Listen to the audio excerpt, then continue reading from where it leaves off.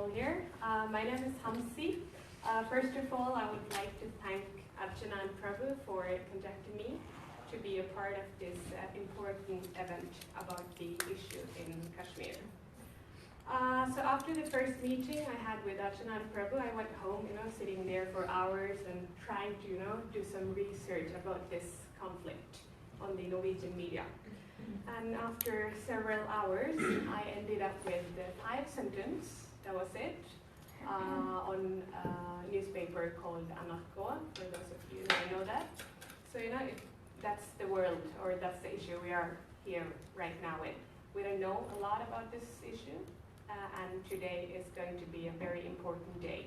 So we will have a chance, to get to know and then to discuss more about this. So it's not today. The Kashmiri people have been going through inhuman activities for many, many decades. And this year, 8th of July, Burhan Wani, commander of pro-independence rebel group, who arranged a very peaceful demonstration in the streets in Kashmir.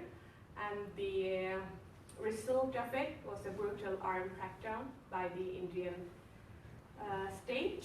More than 85 deaths and more than 8,000 people got injured.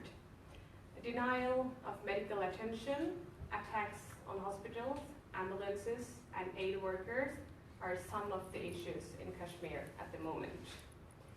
So today we have many important voices here to be heard. So without any further delay, I would like to welcome Archana to give us a welcome speech by the Dalit camera.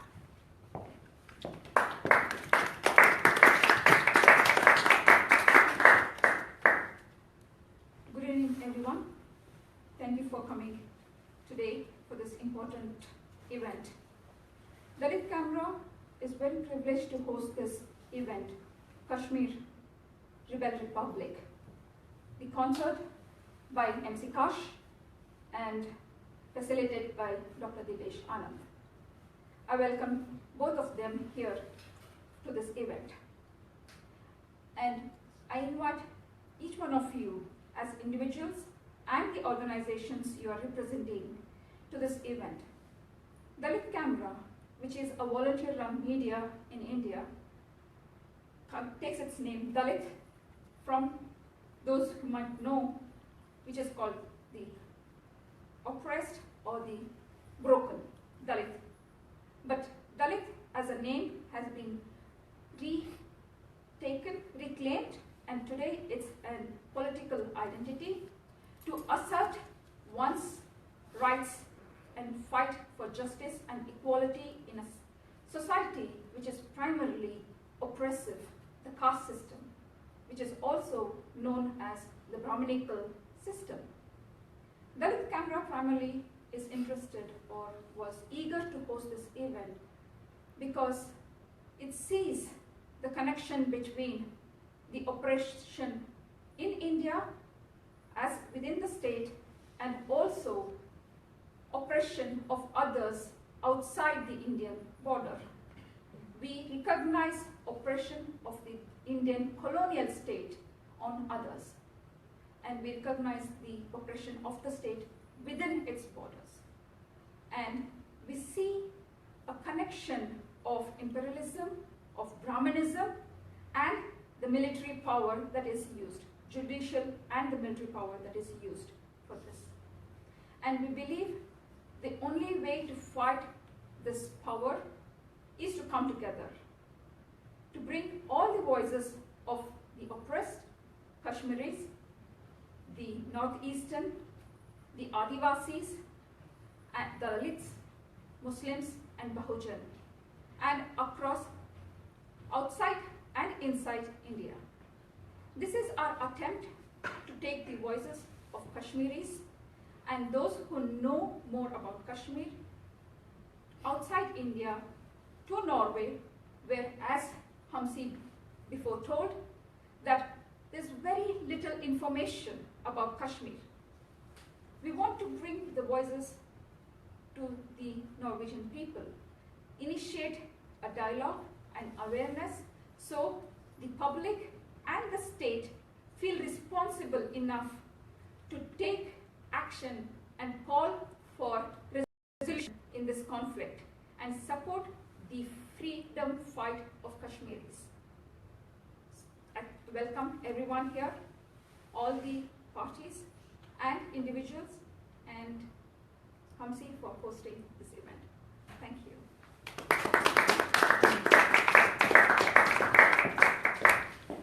Thank you, Archana. Occupation, it's a very, very strong word. But what is this occupation doing to the Kashmiri people?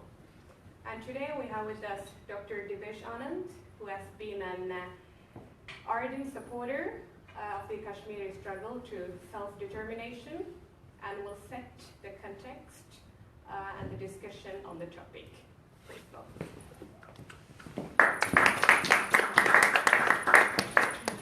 Thank you, Hamsi, and thank you, Dalit Camera, for inviting me here and inviting MC Kash here. Now, let's start with the word occupation. As Hamsi pointed out, it's a strong word. And this would be a word that Indian state, for instance, would deny. It would deny that it's occupying Kashmiri people, because occupation is connected to colonization. And Indian state, or India, was a victim of colonization of Britain. Remember? So, like, argument is, India is a post-colonial state, not a colonial state. So India, like China, Turkey, Pakistan, and many other states today would claim to be victims of Western colonization, or indirectly or directly in some or the other way. So India would be saying that, no, we are never colonizers, we were colonized. So Indian nationalism is presented as a victim. Yet, if you take meaning of colonialism and colonization, you see that colonization is essentially about asymmetry of power, where one people rule over the other people, where one people decide how the other people have to be ruled. So for instance, if I'm colonizing you, it would never be a relation of equal. The colonization can never be between equals. Now I may use military violence against you to control you, or I may use paternalism against you to say you're not fit to govern yourself for the time being, so let me govern you for your own good. But both paternalism and military violence are integral to colonization. Colonization involves economic control. Those of us who would have studied Marxism and communism, we know that colonization is connected to economic control. And economic control is a very crucial part of it. So what we find is under colonialism, even things what would be seen as development, be it railways, roadways, infrastructure, they take place. But they take place primarily to consolidate the control of the colonizer over the colonizer. So it's not non-development. It is a particular form of development that takes place to consolidate control. Right? So you've got economic control, you've got, of course, political control, you've got military control, and you've got control over the body. When I say body, I mean not only the body of the colonized territory, not only the body of the colonized society, but also the body of the colonized people, individually and collectively. So that's there. Colonization also involves control over knowledge formation. So how do we know? So colonizers would also control that. So for instance, the natives would be presented as weak, not fit to govern themselves, too religious, not religious enough, but essentially not capable of governing themselves. That's colonization. And those of us who would have studied Edward Said, Franz Fanon and others, we know that Orientalism kind of knowledge production of the colonized goes hand in hand with military control over colonized. So that's part and parcel of it, right? So these are part. Now when we take a look at the ways in which India governs, rules, occupies Kashmir, we find it fits into every criteria of colonization. Now I'm not saying neo-colonialism, I'm not saying new imperialism, it's not even indirect colonization, it's very much an explicit colonization. So the territory of Kashmir is seen as integral part of India. The left and the right, the center, the far right. Every political party in India would say Kashmir is an integral part. Kashmiris don't really matter. So the voice of Kashmiris don't matter, it's only Kashmir that's an integral part of the country. So the way in which India would present is that Kashmir is the crown of the Mother India, and you can't remove the crown, you can't behead Mother India, right? It's a very, how do I say, it's a very visceral, personal language that's used to consolidate control over Kashmir. So it's a territorial control, it's political control. So now, of course, India being a democracy, a clever democracy, and when you took example of US, you took example of UK, France, they're much more clever than even non-democratic states like China in governing colonized people. So India uses the language of democracy to govern Kashmir. Let me say how. Democracy is normally used by the people against the state to gain more rights. That's right. People would use democracy against the state to gain rights. Democracy is used by India to prevent any criticism of its rule in Kashmir. For instance, if we say, as one party, let's say Norwegian people or government would say, no, what India is doing in Kashmir is not right. They're denying human rights. They say, but we are democracy. So democracy therefore becomes the justification through which all human rights abuses take place. So democracy used. Now, the so-called elected government in Kashmir is, in a sense, even though when you look at the language they would conduct, it is governed through Delhi. So bureaucrats from Delhi would have more power than the elected government in Kashmir. Another example would be militarization. Heavy militarization is there. Kashmir is the most militarized zone in the world, more than even Palestine, more than even Israel and different parts of it, and that itself is a big feat, by the way, right? 700,000 military, paramilitary and armed police are controlling Kashmir. 700,000. Now, remember, they're not controlling Kashmir on the border vis-a-vis Pakistan. They're controlling Kashmir largely over the population of Kashmir, the restive population of Kashmir that rises from time to time against Indian rule. So what I'm saying, therefore, is that political control goes with the economic control. So there are projects, there would be projects such as a hydropower project. And most of these hydropower projects essentially benefit India rather than benefit the Kashmiris. So again, the infrastructure development that's taking place in Kashmir is part and parcel of using capitalism and nation-statism both to sort of restrict the possibility of Kashmir ever being free. That's how it's being used. When I talk of knowledge production, you'd think that Indian media should be freer. It's a democracy. Indian media is free only to an extent that you can't criticize big companies, that's for sure, like any corporate media. But on Kashmir, not all. You may get dissident voices from time to time in specific newspapers, but when you look at the broadcast media, TV media, television media, it's largely anti-Kashmiri. So struggle for justice, struggle for freedom, struggle for human rights, all these. Now they're not the same, but they're connected. All these struggles in Kashmir are denounced as being sponsored by Pakistan, or it's being seen as something that's connected to Islamism. In today's Islamophobic world we live in, it's very easy to brand someone as Islamist and therefore deny any voice to them. And that's what's happening. Right? So in 1990s, Indian government would blame the Pakistanis. Today they blame ISIS. There's no evidence of ISIS having any presence in Kashmir, for that matter in India itself, or even Pakistan, but they use the ISIS bogey, because ISIS is an easy bogey to use. Right? So that's what they do. So what I would argue therefore that India has colonized Kashmir. Now the difference between Indian colonization of Kashmir and British colonization of India would be that over time, British colonization became strong and then it started weakening. It was forced to weaken. Indian colonization, like the Chinese colonization of Tibet, for instance, and that's another area I study, or for that matter, the Turkish colonization of Kurdish areas, what we find is it's an ever-increasing, ever-intensifying colonization. So the space, whatever space Kashmir had in 1950s, is shrinking. I say because I think you'd need some background. In 1947, when India and Pakistan were formed as post-colonial states, there was a princely state of Jammu and Kashmir.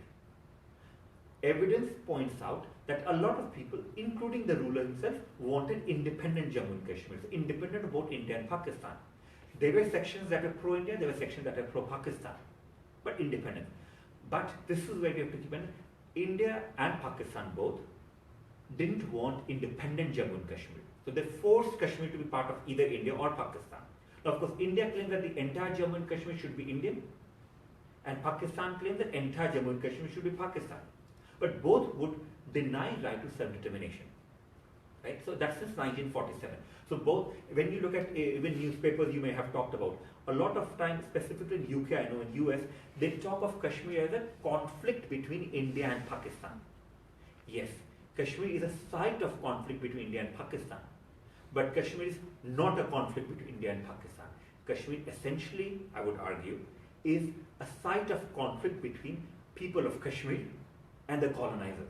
In this context, both India and Pakistan, but in terms of the level of brutality that's used, it is India that's the main guilty party. Right? So there have been UN resolutions, and remember, even India is the one that promised plebiscite to Kashmiris. So India said, they become part of us, but we promise plebiscite, which essentially implies they can choose for themselves. But India has denied that now, saying that democratic elections, which have mostly involved people from 2% to 50% voting, or sometimes 70% in recent times. But when you look at elections in Kashmir, we have to keep that in mind. Elections in Kashmir fought on the grounds that political parties say it's not about dispute, it is about day-to-day governance. And yet Indian government would say that's somehow end of referendum, end of plebiscite. So what we're finding is in 1990s, I'll come and we'll discuss when MC Kash has performed, we'll have a discussion then, so we can go into detail about what's happening, what are the kind of violence that happens. But to summarize for you, it is not only control over territory, control over population, we are talking about all kinds of violence, state violence used against the population, against the rested population. The violence, in fact, if you look at, we say that Indian army stopped gang rape in Kashmir, so there is use of mass rape and sexual violence against Kashmiri people, Kashmiri women and also men. With women, it's more evidenced, with men it's not evidenced, but when you speak to people and you find that you realize that there's a large scale use of sexual violence against Kashmiri people since 1990s specifically. 1990s I mentioned because there was an uprising, a very open uprising against Indian state from 1990s. That's when the colonial occupation also becomes heavily militarized colonial occupation. It has always been colonial occupation, but it became more militarized since 1990s. You've got denial of human rights, you've got rape, use of sexual violence against Kashmiris.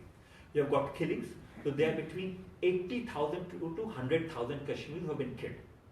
80,000, 100,000. So it's a large number. You know. There have been 8,000 to 10,000 Kashmiris who have been victims of enforced disappearance. In case you don't know, enforced disappearance is not that you just go away. It is where the state has disappeared you. Now, in all these cases of enforced disappearance, there's evidence, there's data. So families who have taken them away. So there's an example I'll use of Parveena Ahangar. She's a human rights defender in Kashmir today. Her son was one of the earlier victims of enforced disappearance on 18th August 1991. I think, yeah, in 1991. But it was one of the early phases, right? Now, you imagine, disappearing a person is not only disappearing, so not only the person disappeared as a victim, the entire family becomes a victim. So she struggled for justice for years. She knows the 3 army people who took her son away. So it's all documented. Courts accept it. But courts say that police have to bring case against the military. Right? So in a normal democracy, the police will bring case against the military. But in Indian context, and Indian Kashmir context, the Indian occupied Kashmir context, a police cannot bring, even if it wants to, by the way, and in most cases they don't want to, they cannot bring any case against the military because there is a special rule and law that allows full impunity to armed forces. It's called Armed Forces Special Powers Act, under which you cannot prosecute any armed forces personnel for anything done in the affected area, in this case Kashmir and also northeast of India, the occupied part of India. So what happens is, if police want to prosecute, because courts have said please prosecute, the police needs permission from Ministry of Defense in Delhi or Ministry of Home Affairs, right? So by law, you have got permission, you can get permission. Since 1990, 0 permission have been granted. And this is the kind of democratic accountability that military has. The reason I mentioned therefore is that Indians would argue, or Indian state would argue, that we have got mechanisms in place to control and hold military to accountability. But in practice, it doesn't exist. It's not that armed forces are going against the law when they kill or rape, but they're protected by law when they kill and rape. Right? So this is the kind of situation we're talking about. You've got enforced disappearance, you've got rape, you've got extrajudicial killing. Extrajudicial killing of all kinds are taking place. We'll go into detail later. There's, again, question is also blinding, which is a very specific phenomenon confined to Kashmir mainly, which is use of pellet guns. Pellets are used against animals for hunting. Right? It's use of pellets against young people. And when you look at it, it's not 1, it's not 2, it's not 3, it's not 4, it's hundreds of young people have been victimized and blinded by the state.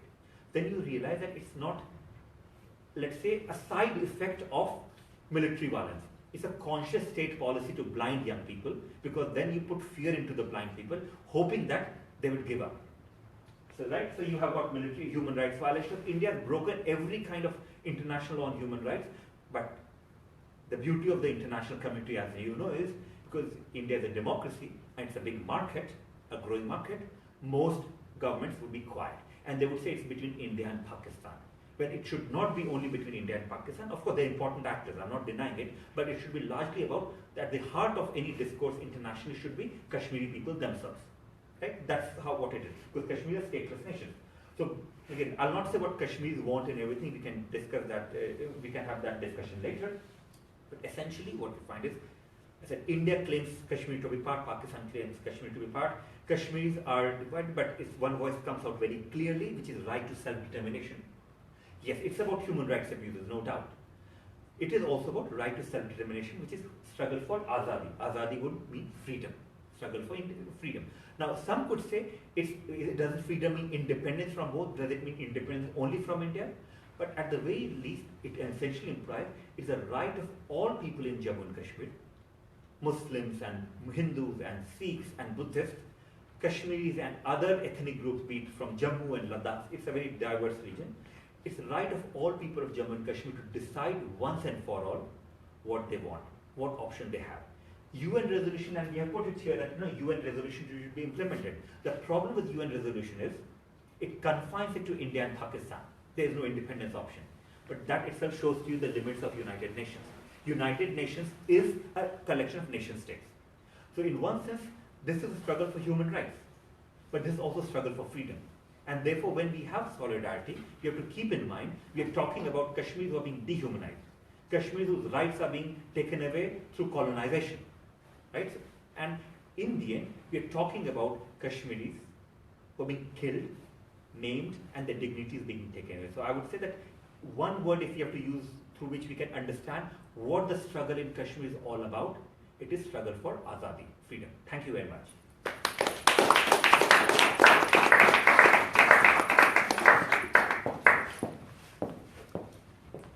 Thank you, Dr. Dibyesh, for giving us a very important picture about the issue in Kashmir. Took birth in a world that had lost all its meaning. So words of a time when the cold left reeling. In saffron fields, feeling whips of the slavery, life went on. But those scars were to stay with me. These aren't my words. These are the words of the person who is going to give us